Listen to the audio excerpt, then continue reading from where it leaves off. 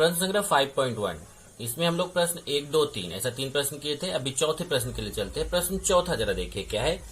पहले तो ध्यान दो हम पढ़ क्या रहे हैं। हम पढ़ रहे हैं समांतर चतुर्भुज, और समांतर चतुर्भुज किसे कहते हैं ये सबसे पहले बताया गया था कि जिस चतुर्भुज की सम्मुख भुजाएं समांतर होती है उसे समांतर चतुर्भुज कहते हैं। फिर हमने पढ़ा समांतर चतुर्भुज के गुणधर्म, उसमें हमने 3 गुणधर्म पढ़े। समांतर चतुर्भुज की सम्मुख भुजाएं सर्वांग सम होती हैं, पहला गुणधर्म। दूसरा, समांतर चतुर्भुज के सम्मुख कोण सर्वांग सम होते हैं। तीसरा, समांतर चतुर्भुज के विकर्ण समद्विभाजित करते हैं। इसी पे डिपेंड आपका ये एक्सरसाइज चल रहा है। प्रश्न संग्रह 5.1 चौथा प्रश्न है, किसी समांतर चतुर्भुज के दो क्रमागत कोणों के मापों का अनुपात 1:2 हो तो उस समांतर चतुर्भुज के सभी कोणों के माप ज्ञात करो। अब यहाँ पे हम क्या करेंगे कि एक समांतर चतुर्भुज बना देंगे। चलिए एक समांतर चतुर्भुज खींच देते हैं। ये मैंने एक समांतर चतुर्भुज खींच दिया, इसको नाम दे दिया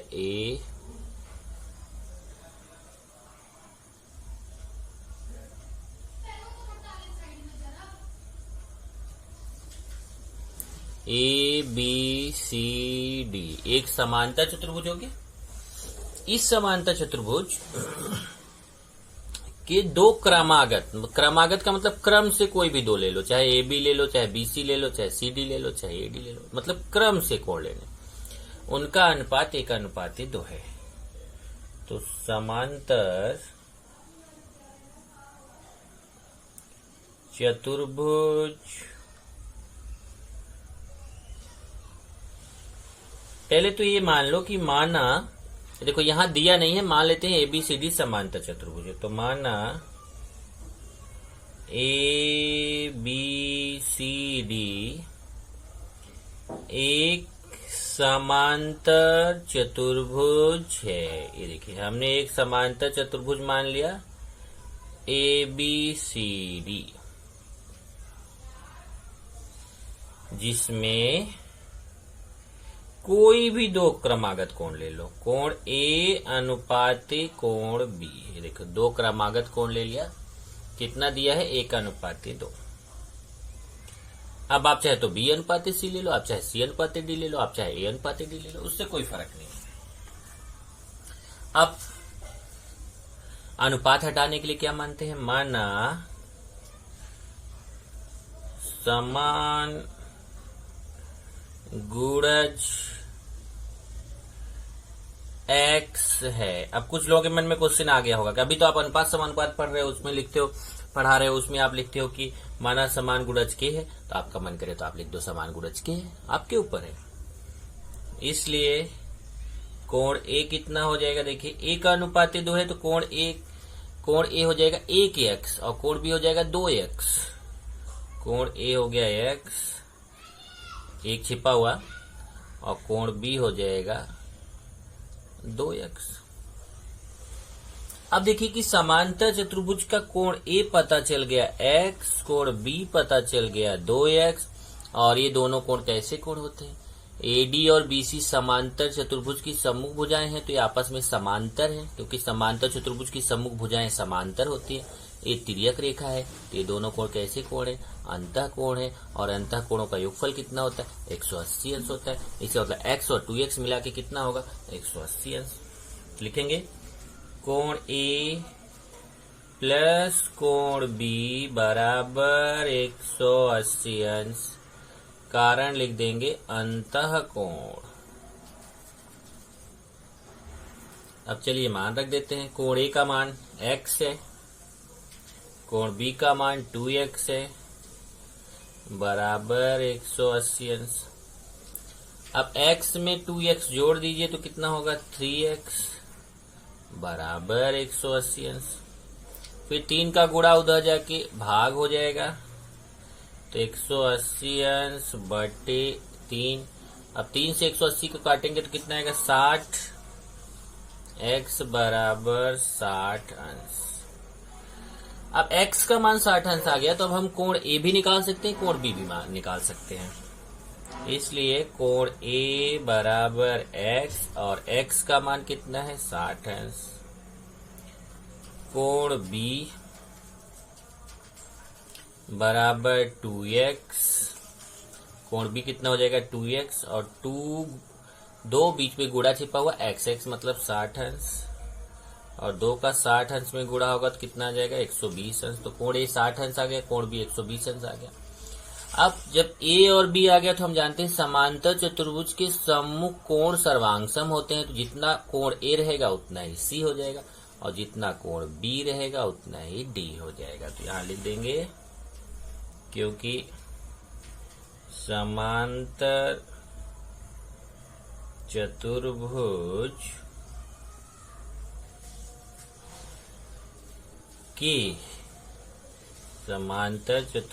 के सम्मुख कोण सर्वांगसम होते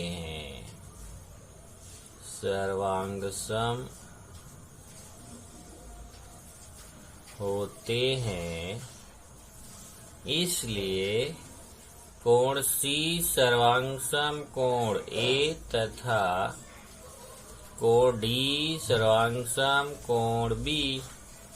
इसलिए कोण ए का मान अगर 60 अंश है तो कोण सी का मान भी 60 अंश हो जाएगा, कोण सी बराबर 60 अंश।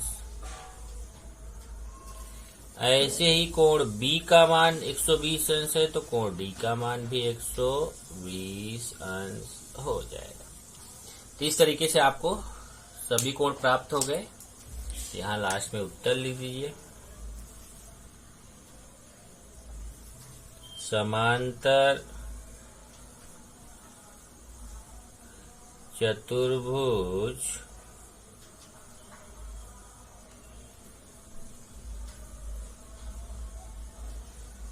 के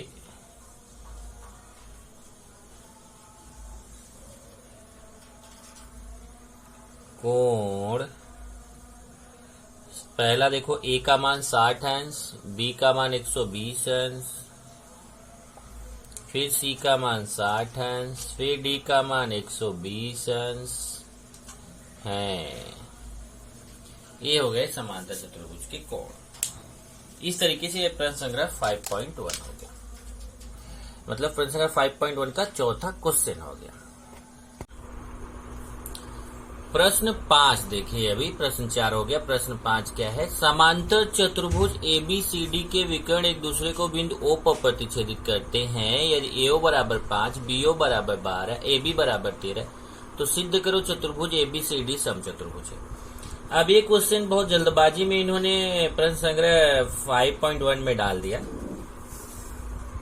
तो चलो कुछ बेसिक चीजें यहाँ डिस्कस कर लेते हैं पहले कि किस किस चीज की यहाँ पे जरूरत पड़ेगी। पहली जरूरत पड़ेगी पाइथागोरस प्रमेय का विलोम। ध्यान से समझ लो, नहीं बार बार पूछना मत।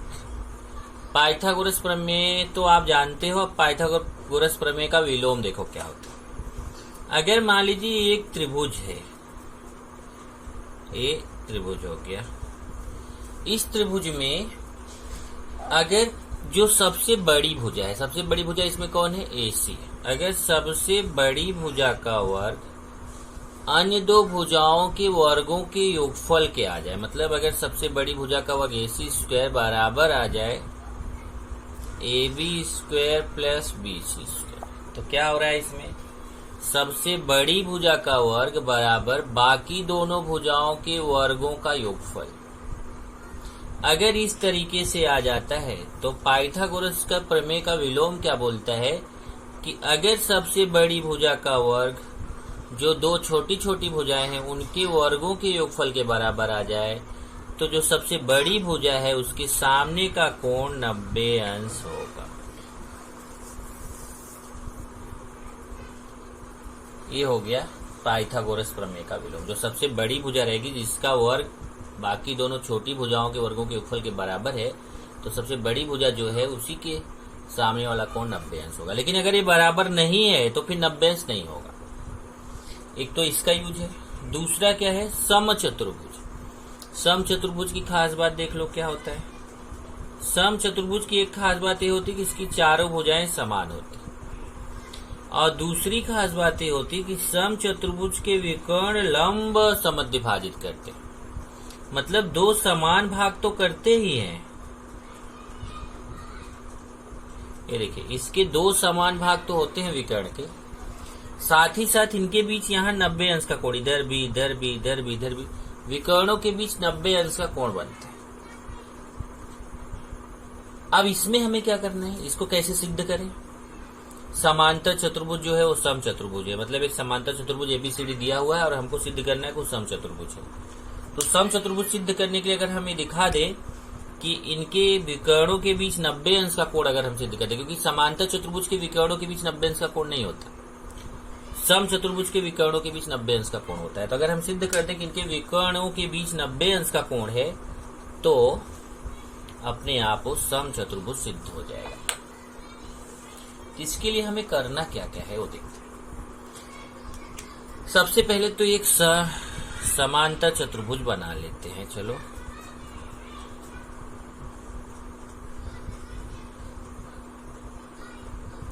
ये हमने एक समांतर चतुर्भुज बना लिया, A B C D. Okay, और इस समांतर चतुर्भुज के विकर्ण खींच देते हैं। ये देखिए, ए बी सी डी, समांतर चतुर्भुज ए बी सी डी के विकर्ण, ये विकर्ण हो गए, बिंदु ओ पर प्रतिच्छेदित करते हैं। ये बिंदु ओ पर प्रतिच्छेदित कर रहे हैं।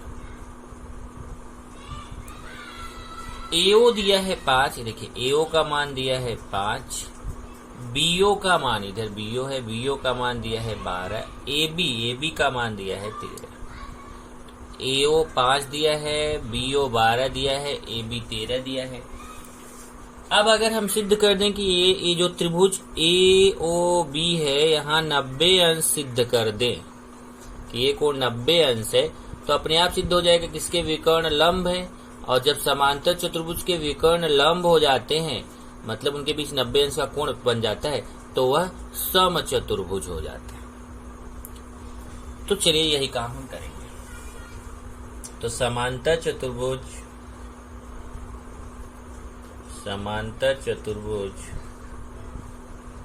ए बी सी डी में एओ 5, बीओ 12, ए बी 13 बराबर। चलिए, तो पहले सबसे बड़ी भुजा इसमें कौन सी है, देखो एओ 5 है, बीओ 12 है, ए बी 13 है। तो सबसे बड़ी भुजा जो है उसका वर्ग करेंगे। यहाँ ए बी का वर्ग, ए बी मतलब 13, 13 का वर्ग, 13 का वर्ग कितना होता है 169। समीकरण 1 कर दिया। और बाकी जो दो भुजाएं हैं छोटी छोटी, उनका वर्ग करके जोड़ेंगे। एओ वर्ग प्लस बीओ वर्ग। देखिए, एओ और बीओ, ये जो केवल यही वाला त्रिभुज ले रहे हैं एओ बी, बाकी सब छोड़ देंगे, केवल ये त्रिभुज में हमें यहाँ 90 अंश दिखाना है। तो हम एओ का वर्ग प्लस बीओ का वर्ग करेंगे। तो एओ का मान 5 है, बीओ का 12 है, तो यहाँ 5 का वर्ग प्लस 12 का वर्ग। अब एओ का वर्ग प्लस बीओ का वर्ग, 5 का वर्ग कितना होता है 25, 12 का वर्ग कितना होता है 144। ये दोनों जोड़ दो, एओ का वर्ग प्लस बीओ का वर्ग बराबर 169। जोड़ेंगे तो 169 आएगा। समीकरण 2 कर दिया। अब समीकरण 1 तथा 2 से देखो, समीकरण 1 तथा 2 से ध्यान से देखो, सबसे बड़ी भुजा का वर्ग 169 आया और अन्य दो भुजाएं जो हैं उनके वर्गों का योगफल भी 169 आया। मतलब ये दोनों का मान तो समान आ गया। सबसे बड़ी भुजा का वर्ग अन्य दो छोटी भुजाओं के वर्गों के योगफल के बराबर आ गया। इसका अकेले का वर्ग 169 है और इन दोनों के वर्गों का योगफल 169, दोनों समान आ गया। तो लिखेंगे ए बी स्क्वायर बराबर है AO square plus BO square. Okay, इसलिए अब आ गया पाइथागोरस प्रमेय का विलोम। पाइथागोरस प्रमेय के विलोम से, अब मैंने क्या समझाया था अभी पाइथागोरस प्रमेय का विलोम, कि जो सबसे बड़ी भुजा है उसके सामने का जो कोण होगा वो 90 अंश हो गया है। तो ए वाला कोण कितना हो गया? 90 अंश। तो कोण ए ओ बी बराबर 90 अंश। कोण ए ओ बी बराबर 90 अंश। और जब कोण ए ओ बी 90 अंश हो गया तो इसका मतलब इसके विकर्णों के बीच 90 अंश का कोण बन गया। मतलब इसके विकर्ण आपस में लंब हो गए।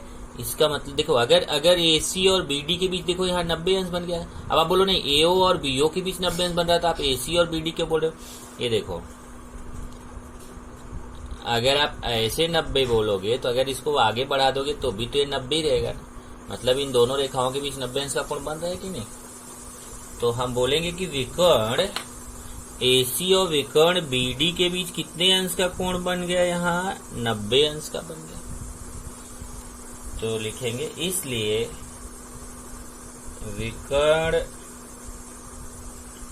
AC लंब हो गया विकर्ण BD के। लंब का निशान है, विकर्ण AC विकर्ण BD के लंब हो गया। और जब विकर्ण AC विकर्ण BD के लंब हो गया तो चतुर्भुज ABCD कैसा हो गया? समचतुर्भुज हो गया। क्यों? क्योंकि यह समांतर चतुर्भुज के विकर्ण परस्पर लंब होते हैं तो वह समचतुर्भुज होता है।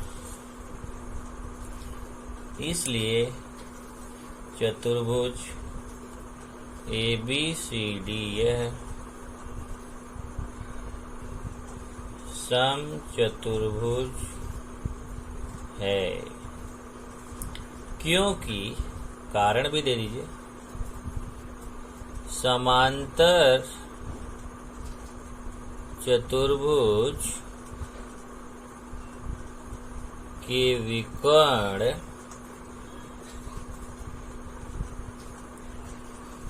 लंब हो तो वह समचतुर्भुज होता है। अगर समांतर चतुर्भुज के विकर्ण लंब हो, मतलब उनके बीच 90 अंश का कोण बन जाए, तो वह कौन सा चतुर्भुज होता है? समचतुर्भुज होता है। इसका मतलब ये आपका कौन सा चतुर्भुज हो गया? ABCD कैसा चतुर्भुज हो गया? समचतुर्भुज हो गया। यही आपको सिद्ध करना था। तो बस क्या दिखाना है? देखो, इसमें यही दिखाना है कि पाइथागोरस प्रमेय का विलोम लगाना है कि जो सबसे बड़ी भुजा का वर्ग 169 है और अन्य दो छोटी भुजाओं के वर्गों का योगफल 169 है, क्योंकि बड़ी भुजा का वर्ग अन्य दो छोटी भुजाओं के वर्गों के योगफल के बराबर है। इसलिए पाइथागोरस प्रमेय के विलोम से हम जानते हैं कि सबसे बड़ी भुजा के सामने का ये कोण 90 अंश हो जाएगा। जब ये कोण 90 अंश हो गया तो AO और BO के बीच 90 अंश कोण बन गया। तो इसका मतलब AC और BD एक दूसरे पे लंब है। लंब कब बोला जाता है? दो रेखाएं कब एक दूसरे पे लंब होती है? जब दो रेखाओं के बीच 90 अंश का कोण बनता है तो वे दोनों रेखाएं एक दूसरे पे लंब बोली जाती है। तो AC और BD लंब हो गए, विकर्ण आपस में लंब हो गए। और विकर्ण कौन से चतुर्भुज के लंब होते हैं? समचतुर्भुज के विकर्ण लंब होते हैं। इसलिए AC और BD विकर्ण लंब हो गए। इसलिए ABCD कैसा चतुर्भुज हो गया? यह समचतुर्भुज हो गया। अब आप बोलोगे समांतर चतुर्भुज था, फिर समचतुर्भुज कैसे हो गया? समांतर चतुर्भुज जो होता है, अगर उसकी चारों भुजाएं समान हो गई तो भी वह समचतुर्भुज हो जाता है। अगर उसके विकर्ण आपस में लंब हो गए तो भी वह समचतुर्भुज हो जाता है। प्रश्न 6 देखते हैं अभी। आकृति में चतुर्भुज PQRS तथा चतुर्भुज ABCR दो समांतर चतुर्भुज हैं। इसमें आकृति पहले से बनी हुई है, तो मैं आकृति बना देता हूं।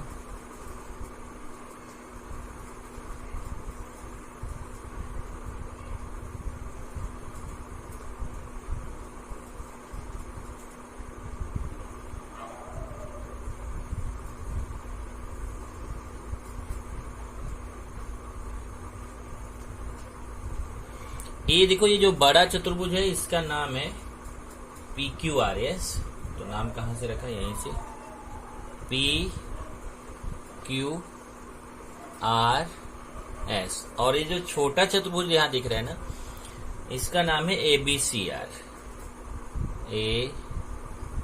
B C R. इस तरीके से दो समांतर चतुर्भुज, ध्यान रखना ये दोनों समांतर चतुर्भुज है। क्वेश्चन देखिए, आकृति में चतुर्भुज पी क्यू आर एस भी समांतर चतुर्भुज है और चतुर्भुज ए बी सी आर ए जो छोटा वाला चतुर्भुज है ये भी समांतर चतुर्भुज है। तो इसमें एक कोण दिया गया, कोण P का मान दिया है देखो 110 अंश, कोण P का मान दिया है 110 अंश। और फिर हमसे पूछा है कि चतुर्भुज एबीसीआर जो छोटा वाला समांतर चतुर्भुज है इसके चारों कोण पता करना, इसके चारों कोणों के माप कितना होगा ये पता करना। चलिए पहले लिख लेते हैं, चतुर्भुज PQRS समांतर चतुर्भुज है।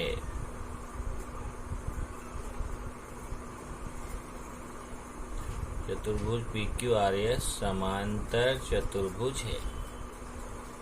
कोण P दिया है कितना 110 अंश।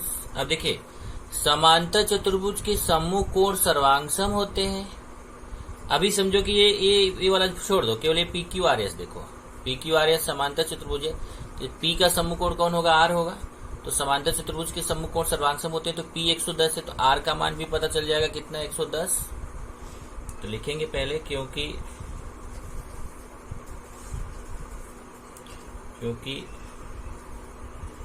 समांतर चतुर्भुज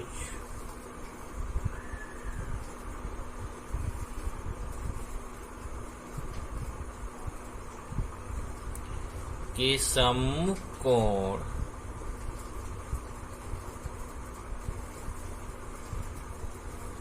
सर्वांगसम होते हैं,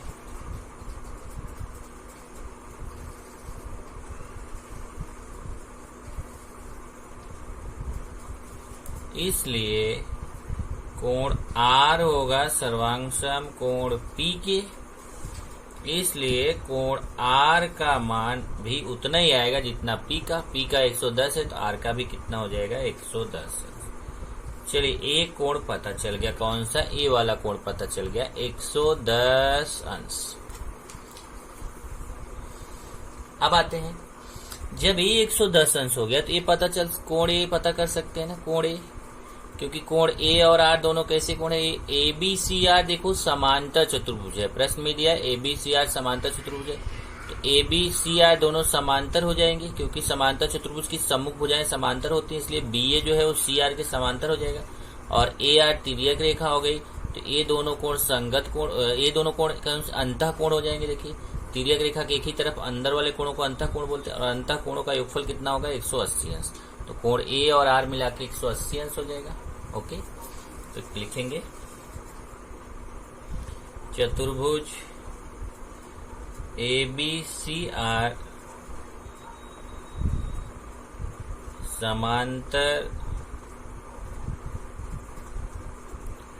चतुर्भुज है, इसलिए कोण A प्लस कोण R बराबर 180 अंश। ब्रैकेट में कौन सा कोण, अंतः कोण। अब मान रख देते हैं, ए का मान मालूम नहीं है तो ऐसे ही लिख देंगे, पर आर का मान मालूम पड़ चुका है, आर का मान 110 है तो आर की जगह 110 रख देंगे। चेक करिए, ए का मान मालूम नहीं तो ऐसे लिखेंगे प्लस कोण आर का मान 110 है तो आर की जगह 110 बराबर 180।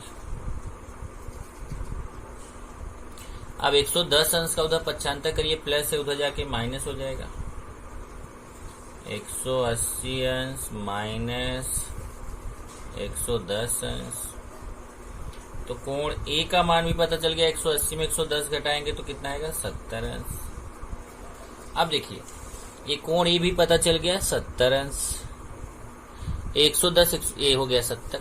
अब समांतर ABCR समांतर चतुर्भुज है और समांतर चतुर्भुज के सम्मुख कोण सर्वांगसम होते हैं, तो ए 110 है तो ए भी 110 हो जाएगा और ये 70 है तो ये भी 70 हो जाएगा। बस चारों कोण पता चल गए। चलिए बता देते हैं फिर से, क्योंकि समांतर चतुर्भुज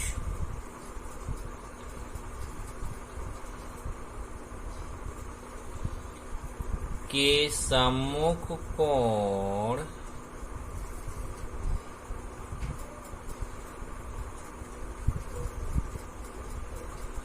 सर्वांगसम है, सर्वांगसम होते हैं, इसलिए देख लीजिए कोण बी कोण आर के सर्वांगसम होगा और कोण सी कोण ए के सर्वांगसम होगा। कोण बी सर्वांगसम कोण आर तथा कोण सी सर्वांगसम कोण ए। अब देखिए कोण बी आर के सर्वांगसम है, तो जब आर का मान 110 है, देखिए कोण आर का मान 110 है तो बी का मान भी 110 अंश होगा, इसलिए कोण बी बराबर 110 अंश। इसी तरीके से कोण सी सर्वांगसम कोण ए के है, तो जब ए का मान 70 है तो सी का मान भी 70 होगा, कोण सी बराबर 70 अंश। इस तरीके से चतुर्भुज ए बी सी आर के चारों कोण पता चल गए, ए बी सी आर। देखिए कोण ए पता चल गया, कोण बी पता चल गया, सी पता चल गया और आर पता चल गया। तो लास्ट में यहाँ पे उत्तर लिख दीजिए।